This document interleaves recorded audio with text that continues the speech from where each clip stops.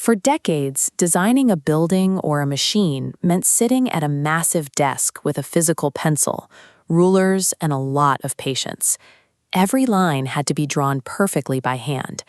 If you made a mistake, you had to deal with erasers, smudges, and damaged paper. The stakes were incredibly high of making a mistake.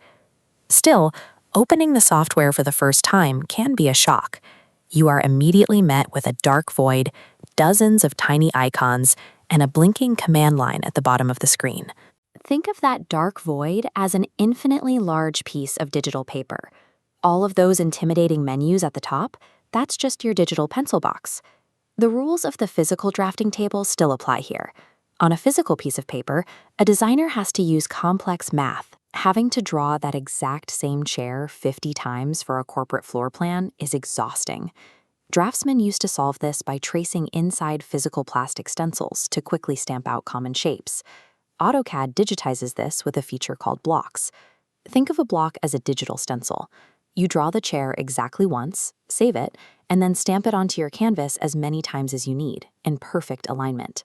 Blocks turn the tedious chore of drawing line by line into a fast modular assembly process. As a project grows, trying to fit structural walls, plumbing, and electrical wiring all on one single drawing quickly turns into unreadable chaos.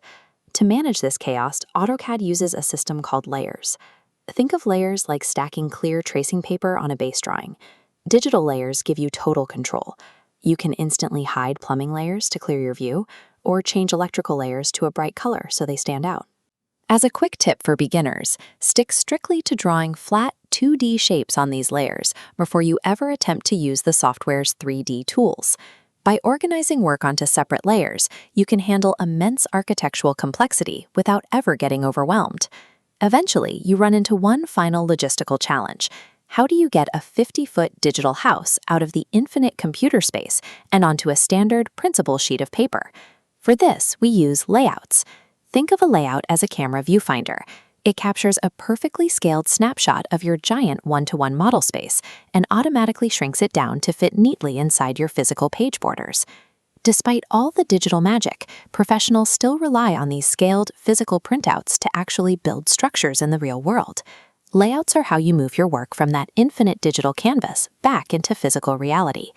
So the next time you open AutoCAD, don't let the interface intimidate you. Remember that you are just looking at a combination of an infinite canvas, digital stencils, and clear tracing paper. It takes the friction out of physical drafting so you can focus entirely on your ideas. The only question left is, what are you going to draw first?